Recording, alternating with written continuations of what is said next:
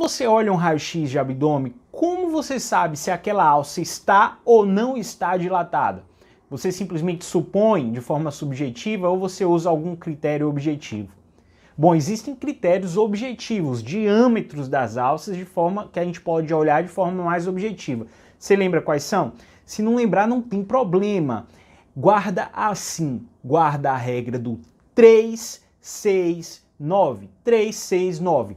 3 centímetros é o calibre máximo do intestino delgado, 6 centímetros é o calibre máximo do cólon e 9 centímetros é o calibre máximo do seco.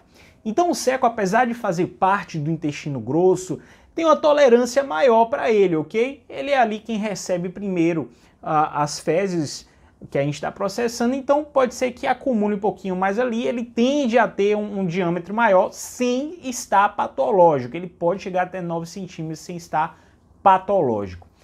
Certo, então se eu vejo uma alça de delgado de 3 centímetros ou mais, essa alça está dilatada, aquilo não é normal, não é esperado, esse paciente deve estar com uma obstrução ou um processo oclusivo, né? Ou semi-oclusivo. O fato é que não está funcionando direito, ela está mais dilatada do que deveria.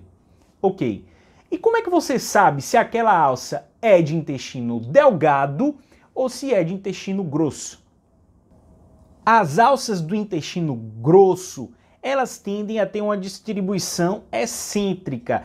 Então, quando elas estão dilatadas, é mais fácil de ver isso ainda. Então, quando eu olho para um abdômen com dilatação de intestino grosso, o que eu vou ver? Alças distendidas com a distribuição mais ou menos assim, tendendo a poupar o centro. Mas cuidado, porque pode ser que esteja passando um transverso ali no centro, então você não pode confiar muito só na posição da alça para dizer se ela é de delgado ou se ela é de intestino grosso. Em comparação, as alças do intestino delgado tendem a ocupar o centro do abdômen. Então a gente vê um monte de alça emaranhada no centro do abdômen, aquelas alças distendidas, e a gente lembra que o limite é menor, 3 centímetros. Beleza, só isso pode até te ajudar, mas o que vai realmente fazer você ter tranquilidade para saber se é de delgado ou não é a presença de pregas coniventes nas alças do intestino delgado e austrações nas alças do intestino grosso. E qual é a diferença? As pregas coniventes, elas se estendem de um lado da alça até o outro lado, são linhas contínuas. E quando a alça está realmente dilatada, aquele monte de prega conivente acaba dando um aspecto bem típico que a gente chama de empilhamento de moedas. Então, a alça de delgado distendida forma empilhamento de moedas, o sinal clássico de empilhamento de moedas no raio-x. Enquanto isso, as alças do intestino grosso possuem austrações, e as austrações não são linhas contínuas, não vão de um lado até o outro lado da alça. Elas param, elas são incompletas. Então, nessas imagens que eu vou colocar para vocês aqui do lado, vocês vão ver que as pregas coniventes se estendem de um lado da alça até o outro, enquanto as austrações elas são incompletas. Beleza, também vocês podem notar que no intestino delgado as alças tendem a ocupar mais o centro quando estão dilatadas e o intestino grosso tende a ser mais excêntricas.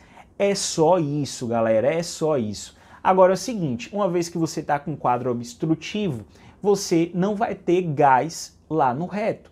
Então, quando você olha ali para o escavado pélvico, em vez de você ver uma zona mais transparente, que seria o normal, esperado, para a presença do gás no reto, você vai ver só uma coisa mais densa, mais homogênea, densa, sem ar, ok? Mas cuidado, que às vezes passa uma alcinha ali do lado e você pode achar que é gás no reto e não é. O gás no reto tende a ser mais centralmente localizado no escavado pélvico.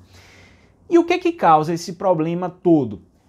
Na obstrução do intestino delgado, disparado são as bridas, que são aderências de alças que ocorrem após um evento cirúrgico ou um processo inflamatório abdominal.